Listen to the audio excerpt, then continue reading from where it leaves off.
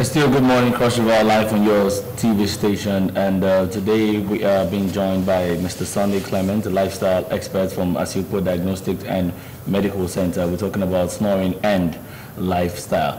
Hello and welcome to the program. My pleasure. Thank you for having me. Okay, so we're talking about snoring. First of all, what is snoring?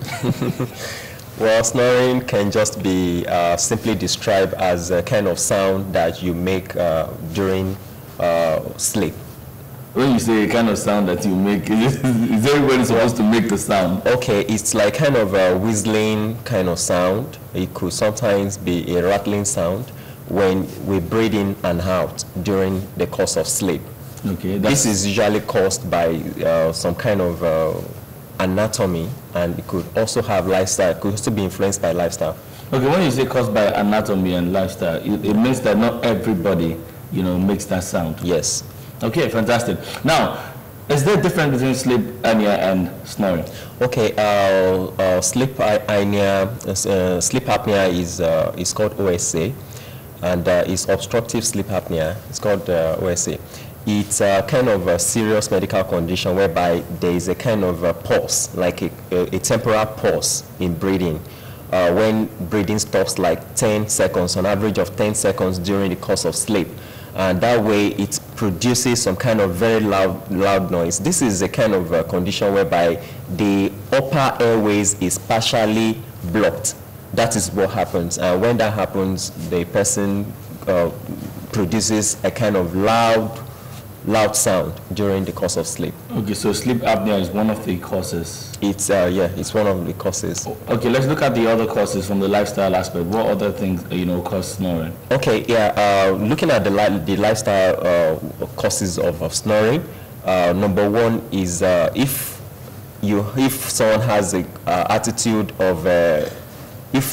attitude of taking excessive alcohol before bedtime, you have the tendency to snore. If you are allergic to something, probably before you go to bed, you like using insecticide. Most insecticide contain some kind of toxic substances, which if you are allergic to them, you are bound to snore. And for women, if you are pregnant, it also can influence snoring. And sometimes if we take some kind of sleep medication, if probably someone is having problem with sleeping and you go ahead and take some kind of medication, you may end up snoring.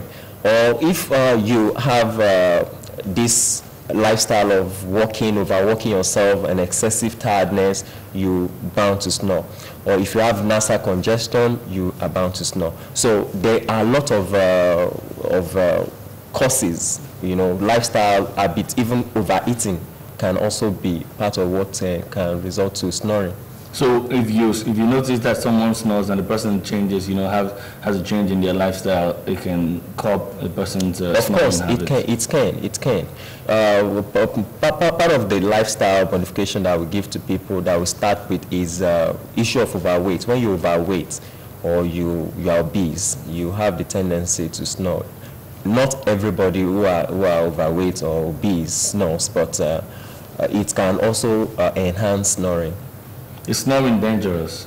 Well, yeah, it becomes dangerous when the sound becomes so troublesome, or if probably it now kind of makes breathing difficult at night.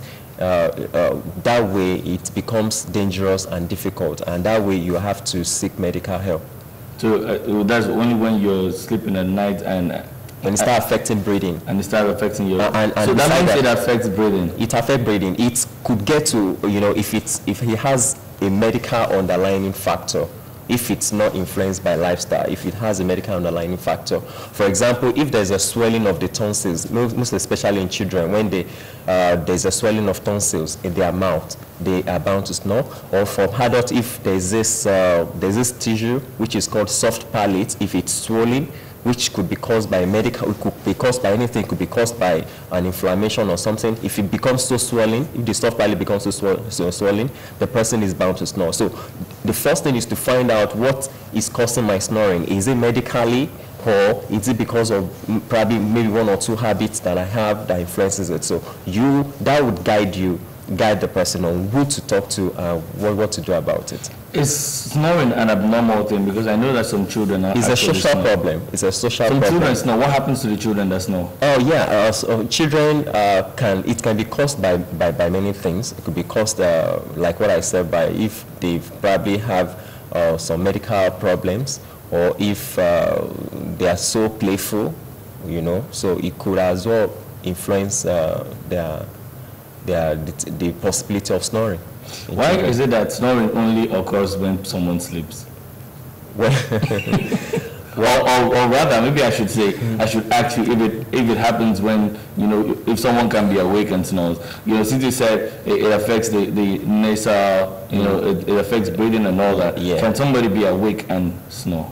Happen? Yes, you can be awake and snore if you have serious obstruction of the upper airways.